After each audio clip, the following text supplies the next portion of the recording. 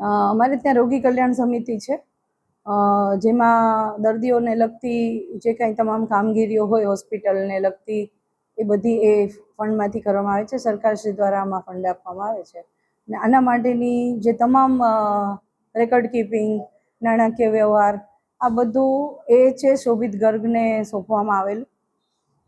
અમારી પાસે કાયમી સ્ટાફની અછત હોવાથી એમને કામગીરી આપી હતી. એ સાથે અમારા જે કાયમી એકાઉન્ટન્ટ હોય એમને સૂચના આપેલી કે તમારે આની સાથે રહીને એનું દેખરેખમાં કામગીરી કરવાની.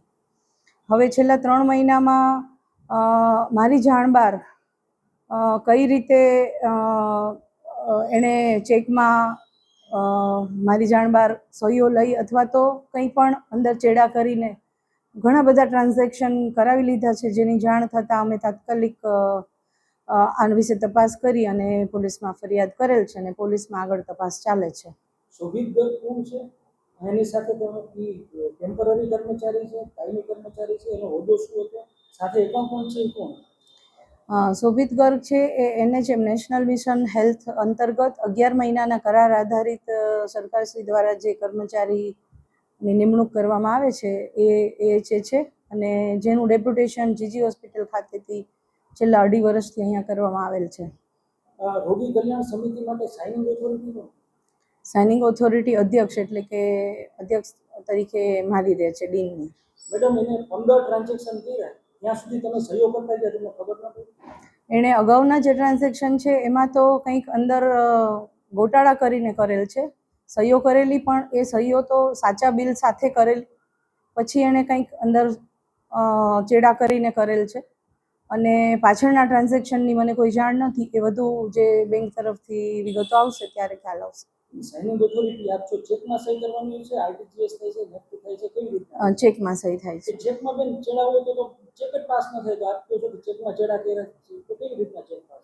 એટલે ઘણીવાર એણે હેડિંગ નાખ્યા વગર સહી કરાવી હોય એવું બને, કામના ભારણમાં એ મારું ધ્યાન ના ગયું અથવા તો બાજુમાં બેસીને કે હું લખું છું કરીને લખીને, એવી શક્યતા છે. આ વિશેનું હું જે બેંકનું વધારે મને ચેકના ને બધા મળે પછી જ હું કહી શકું. એ બધી સહીઓ મારી હોય એવી પણ શક્યતા મને લાગતી નથી. તો અન્ય કોઈ કર્મચારીઓની કે સંડોવણી એવું તમને લાગે? એ બધું તપાસમાં વિગત આવે ત્યારે ખ્યાલ આવે. તમે કહો છો બેન કે હેડિંગ પૂરા વગર સહી કરતા હોય, તમે શું હેડિંગ ક્યારે ચેક નથી કરતા? આપણે વિશ્વાસ મૂક્યો હોય કર્મચારી, એને વિશ્વાસઘાત કર્યો હોય એવી શક્યતા જણાય. સરકારી નાણાં આમાં વિશ્વાસ મૂકી શકાય એવું તમે માનો છો? એવું તમને લાગે?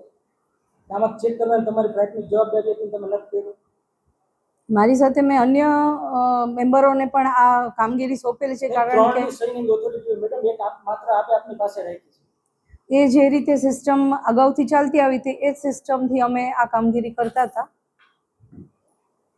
રકમ કેટલી છે? 1,36,00,000 જેવી છે. છેલ્લા ટ્રાન્ઝેક્શન કેટલા સમયથી ચાલે છે? છેલ્લા 3 મહિના.